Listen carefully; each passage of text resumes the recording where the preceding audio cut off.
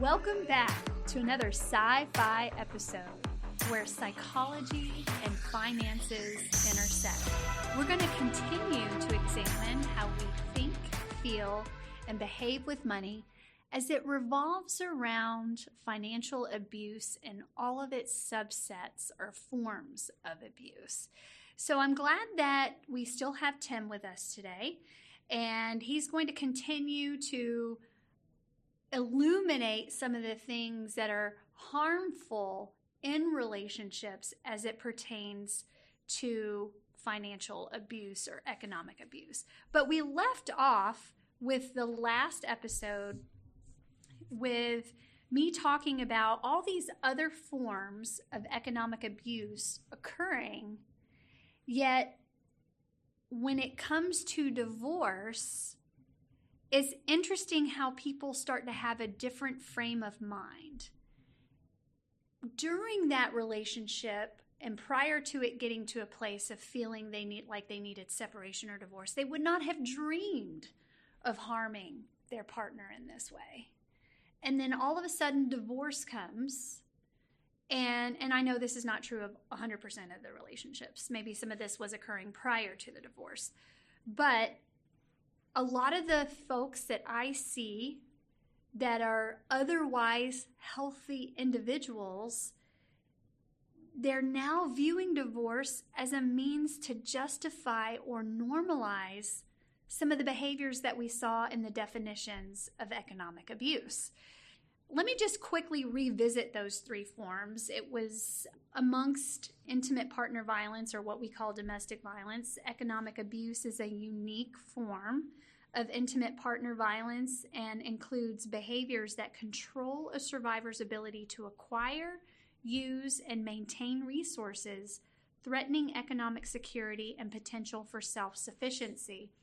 And then we got into the subsets of economic abuse with economic control, economic exploitation, and employment sabotage. So if you haven't listened to that episode below, make sure you go back and listen to that before you continue with this one.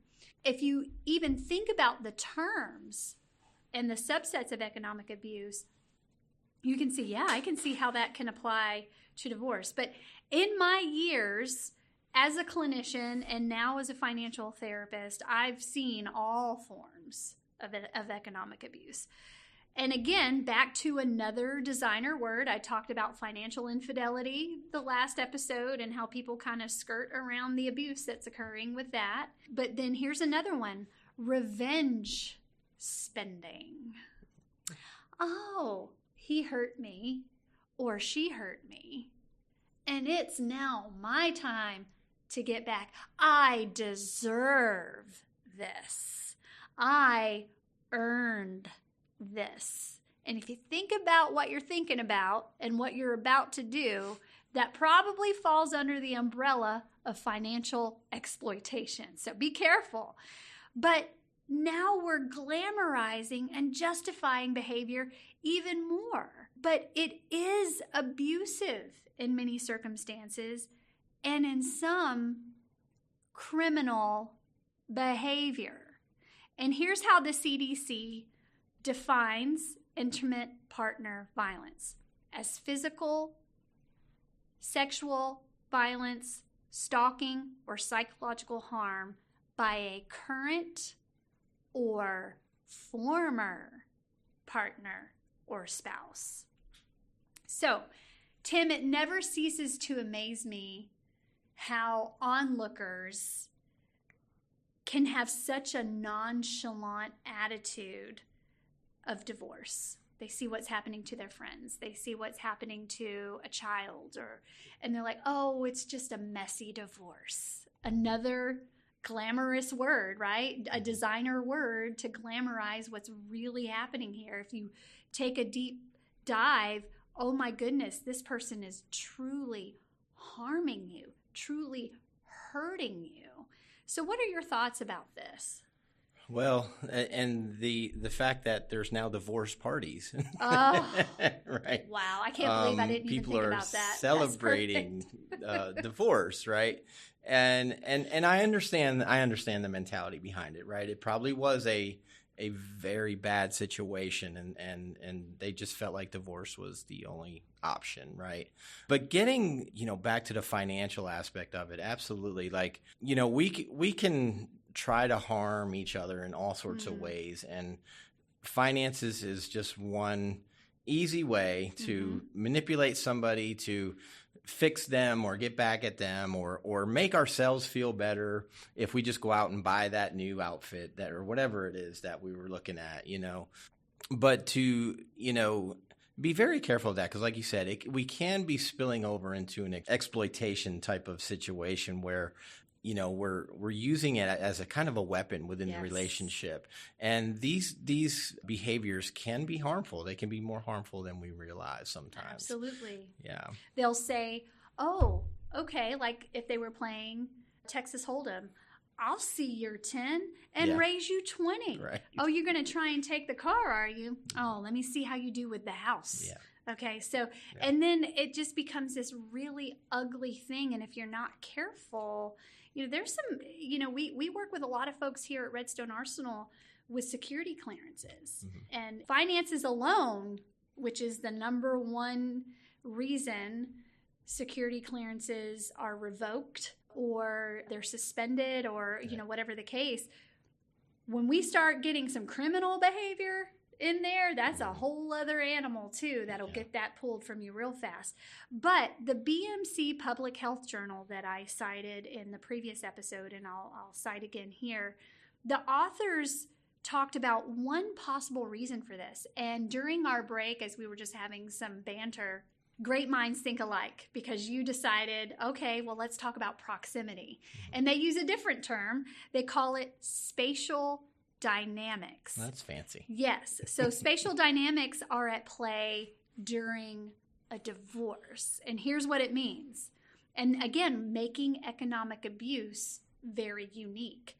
So I quote, technology has transcended communications beyond physical limits.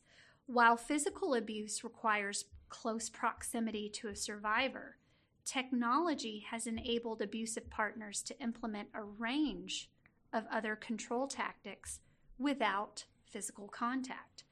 Economic abuse can be engaged in from anywhere, with little to no contact with the survivor.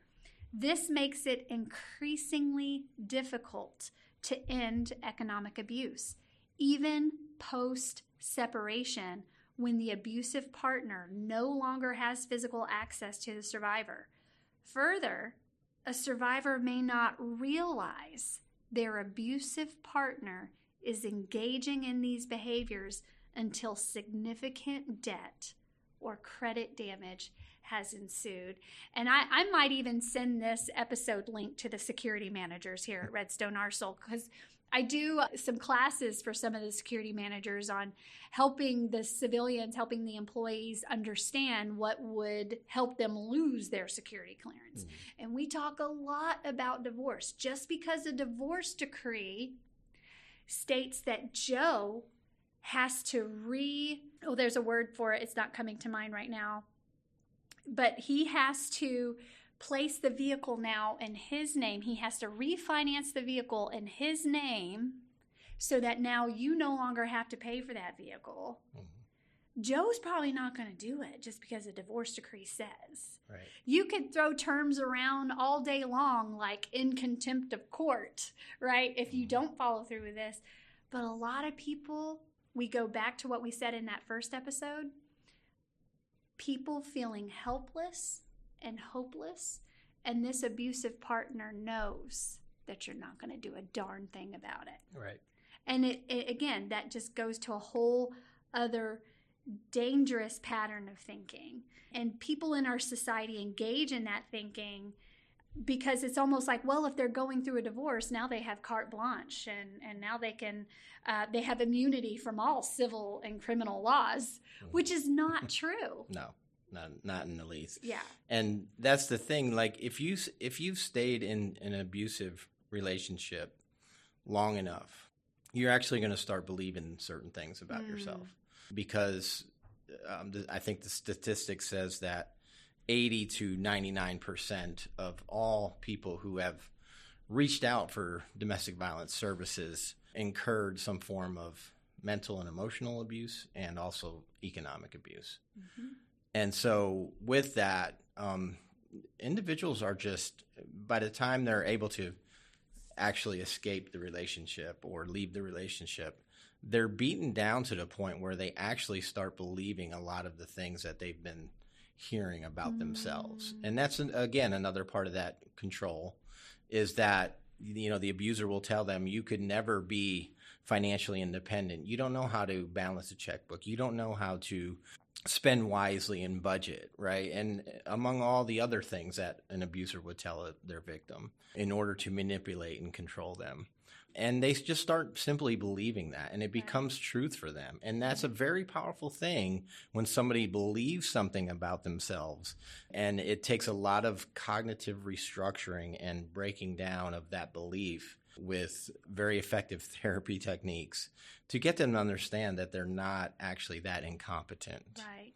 And there is an episode, actually a couple episodes, on challenging your financial cognitive distortions, or just a fancy way of challenging your financial beliefs. And that could actually fall into that. So you're describing gaslighting, where the perpetrator gets you to start believing what I say you are is who you are. Right. And it is very sad.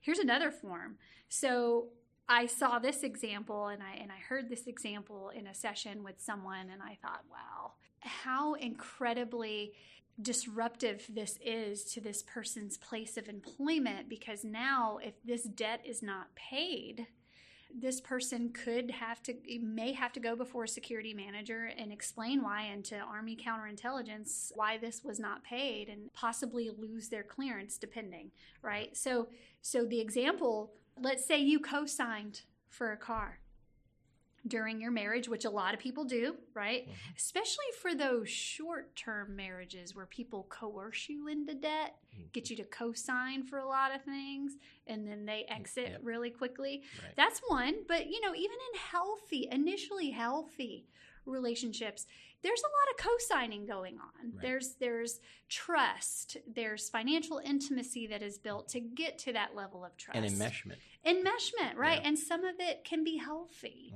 But now the marriage is over and you still owe $40,000 on that joint debt. You co-signed for that car. And the arrangement with the courts was that, and well, not even before the divorce, the arrangement has always been that she would pay the car note. And now that you're divorcing, your ex takes it upon herself to hide the car, not make payments, and just for extra spite, buys a clunker to get to work, right? So the bank can't find a car. You can't find a car, except, let me go ahead and burst some folks' bubble on the call. Some banks and dealers have GPS systems where they can still find this vehicle. So know that. I think that's a great thing. But now this person's on the line to make the payments so that his credit doesn't tank, or, like I said, have to go before the security manager. Right. And so what do I do, Olivia? Well, number one, this is a joint asset, which makes it part your asset and part her asset. But because it's part your asset, you can file a police report. And that's going to be important if the car payment continues to go unpaid and the car itself is hidden. Then you also you show evidence that you filed a police report. And then you go to the creditor and say, hey, here's what I've tried to do. I need to let you know what's going on. You work with the creditor. As soon as I know where that car is, I'm going to tell you, and you can repo it. And then I at least would only have to pay whatever the car, the difference, the delta is on the sale. So anyway, that's just a taste into some of the forms of economic abuse that I see every day. And you know what a lot of these folks who are going through a divorce will tell me? Well, I got to run that through my attorney first. Not only are they feeling helpless and hopeless, but now they're feeling like they're in some kind of bondage, that they can't even make a simple civil action that is logical and in step with what anyone else would do. Right.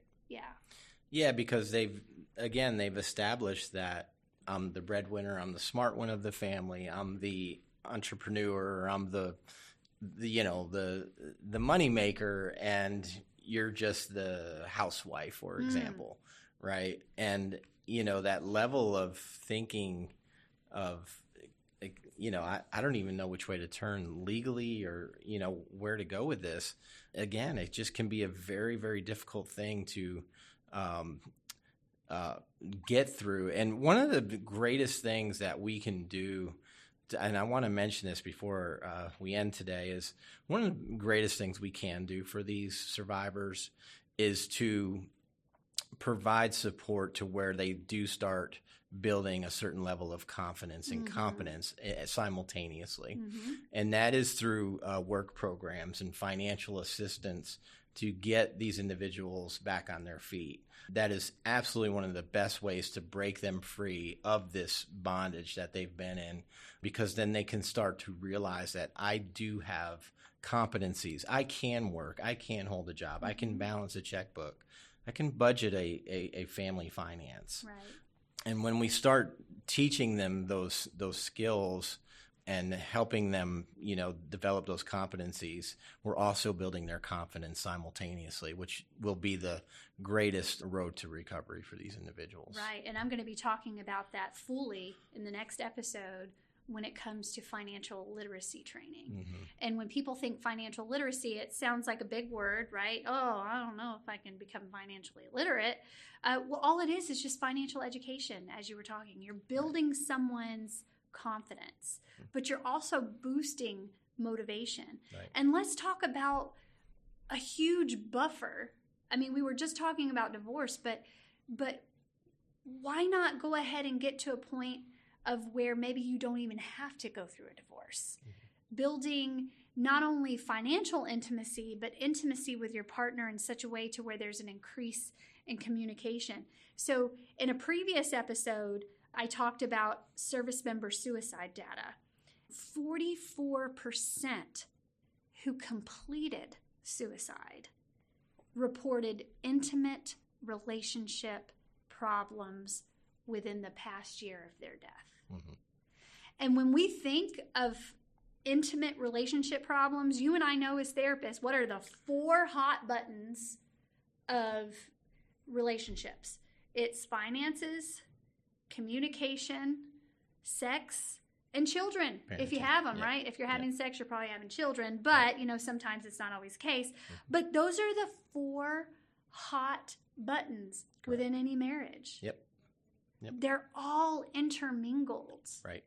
Yeah, and 44% sounds a little low to me because, the correlation between suicide rates and intimate partner issues is almost, I would say, involved in most suicides. Yeah. Because that hopelessness and helplessness is an issue that not just the survivors are feeling, but sometimes the abuser. If you're thinking about an abuser for a second, hurt people, Absolutely. right? There's that term out there. Yes. And why are they needing to assert such control over their victim? Yeah. Is a greater question, I think, that we need to start asking. I think there's a lot of great services out there for victims and survivors, not so much for people who perpetrate these types of abuses. And if we really want to get after prevention, I think as a whole, as a society, we have to start researching that topic more and getting after prevention by, working more with the people that are perpetrating these abuses. And, that's just my thought from a prevention aspect, we're only helping half the problem if we're only helping the victim. Right. It's the way I've always looked at that. So, I think there needs to be a lot more work and research in that area and learning more effective ways to prevent. Because a lot of times, like you said, people prior to divorce, people calculate, right? Like, why am I going to stay in this relationship? And if so, why? And a lot of times they enjoy the financial security that a relationship offers. That could be a foundational decision as to why they stay with somebody who doesn't treat them very well.